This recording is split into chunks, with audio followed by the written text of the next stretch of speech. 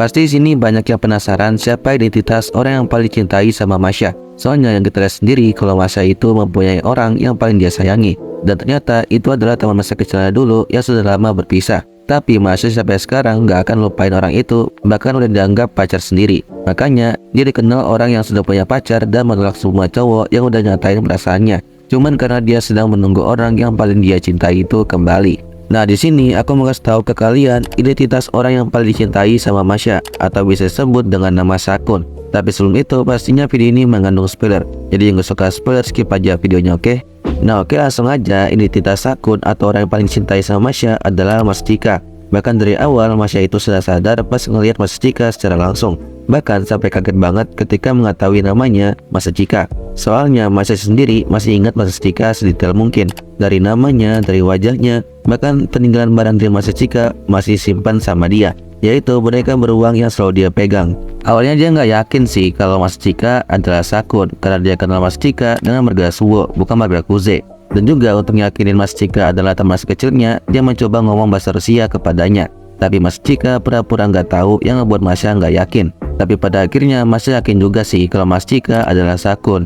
BTW Sakun ini adalah nama panggilan mereka waktu kecil.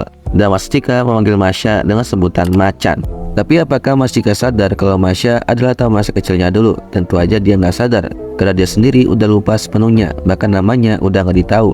Karena Mas Cika sendiri emang udah niat ngelupain teman masa kecilnya itu, tapi masih aja kenangan yang tersisa dan memori yang muncul di ingatan Mas Cika. Soalnya dulu pas waktu kecil sebelum mereka berpisah, Masya bilang ke Mas Cika dengan bahasa Jepang, yaitu sudah waktunya kita mengucapkan selamat tinggal.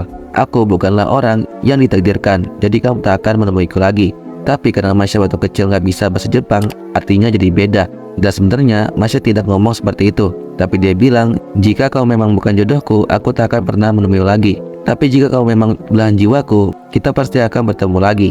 Nah, karena Mas Cika salah paham dan dulunya mengira Masya udah nggak mau sama dia, jadi Mas Cika kecewa. Bahkan setelah kejadian itu, orang tuanya kasih tahu kalau mereka bakal cerai.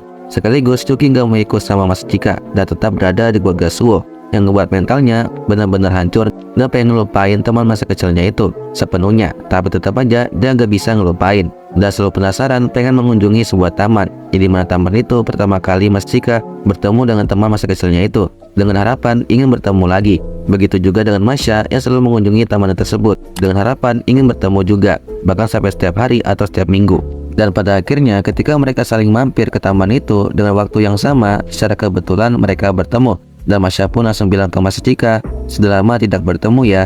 Dan Mas Cika akhirnya sadar kalau Masya adalah teman masa kecilnya dulu yang paling dicintai. Mereka pun di situ langsung ngobrol satu sama lain dan bernostalgia. Bahkan Masya sampai melakukan ciuman pipi terhadap Mas Cika seperti dulu. Tapi sayangnya semenjak mereka bertemu, mereka sepakat untuk merasakan ini kepada Alia. Dan Masya nggak mau bersaing sama adiknya sendiri. Dan oke, segitu aja video kali ini. Jika kalian suka sama konten aku, di follow ya. Bye bye.